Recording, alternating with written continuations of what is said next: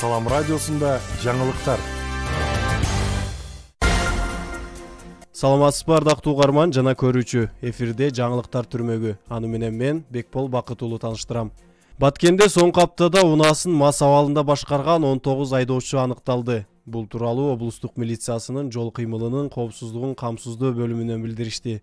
Маалыматка караганда МАЗ абалында автоунаа башкарган 19 айдоочу, айдоочулук күбөлүгү жана автоунаага тийиштүү документтери жок автоунаа башкарган 8 айдоочу, кыймылдын белгиленген ылдамдыгынан ашырып айдаган 242 айдоочу, мыйзамсыз айнектерин караңгылатканы үчүн 6 айдоочу, башка ар кандай жол эрежелерин бузган 695 айдоочу аныкталып, убактылуу токтотуучу айып короого 33 автоунаа токтотулган.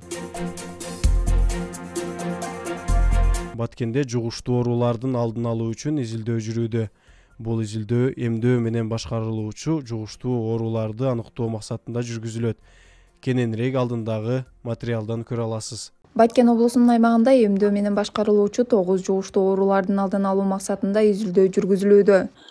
Кыргыз Республикасынын Саламаттык сактоо министрлиги жана Россия Федерациясынын Роспотребнадзор менен чогуу иш башташты. Бул максаты ошол жугуштуу вакцина менен башкарылуучу оорулардын вакцина алган күндө дагы бүгүнкү күндө кызам кызылчалар бүгүнкү күндө катталып келет. Ошон үчүн ушул инфекциялардын алдын алуу максатында жыйынтыгынын негизинде кандайдыр бир эпидемиологиялык иш-чараларды, эпидемиологиялык нормативдик документтерди иштөө максатында бүгүнкү күндө изилдөө жүргүзүлөт. Бул Баткен облусунун аймагында жалпы 566 адамды изилдөөдөн өткөзөбүз. Анын ичинде жалпы 0 жаштан баштап 70 жашка чейинки адамдардын баарын изилдегенге катышса болот. Ар бир адам катышарынасынан сөзсүз түрдө анкетирование жүргүзүлөт. Ал адамдын аты жөнү бүт баары, кандай жугуштуу ооруларга вакциналарды алган, кандайын алган эмес, бүт баардыгы жазылып түшүрүлгөндөн кийин канды алабыз. Канды алгандан кийин сөзсүз түрдө бул Бишкекке барып, Бишкекте 9 инфекцияга текшерилет. Бул изилдөө жугуштуу болгон кызамык, кызылча, тепки, COVID-19 илдети жана гепатиттин 5 түрүнө жүргүзүлөт. Ар бир району шаарда Кызыл Кая, Кадамжай, Баткен, Лейлек, Сүлүктүү шаарларында сөзсүз түрдө ошол жерде жашаган жарандарыбыз жалпы дарыгерлер практикалык борборунун дарылоо жана консультативдик бөлүмү деп коет. Ошол жерге барганда сөзсүз түрдө процедурный кабинеттерге кайрылып канды тапшырганга болот. Бүгүндөн баштап биз уже өтөбүз баарыбыз. Өткөндөн кийин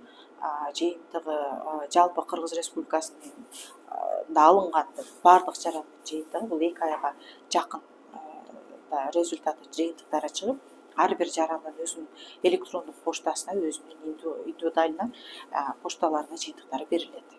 Изилдөөлөрдөн кийин гепатиттин А жана Е түрлөрүнө вакциналарды иштеп чыгууга мүмкүнчүлүк түзүлөт дейт дарыгерлер. Сабира Бакирбек кызы, Салам Медиа. Кадамжай шаарында автоунаалар үчүн байкоочу камера орнотулду. Бул тууралуу облустук милициянын жол кыймылынын коопсуздук камсыздоо бөлүмүнөн кабарлашты. Маалыматка караганда, Кадамжай шаарынын кире беришине унаалар үчүн байкоочу камера орнотулду. Бул камералар издөөдө жүргөн, каттоо мөөнөт өтүп кеткен жана айып пул салынып, төлөнбөй жүргөн автоунааларды аныктап берет. Баткендин Жаңыжер айылына 500 орундуу мектеп курулууда. Баткен районунун Жаңыжер айылында 500 окуучуга ылайыкташкан 2 кабаттуу мектеп курулат. Бул тууралуу райондук бийликтен кабарлады. Маалыматка ылайык, учурда мектептин курулуш иштери жүрүп жатат. Ага республикалык бюджеттен 181 миллион сом акча каражаты сарпталат. Күндүн маанилүү учурлары мына ушулар болду. Кайрадан эфир аркылуу амандашканча сак саламатта туруңуздар.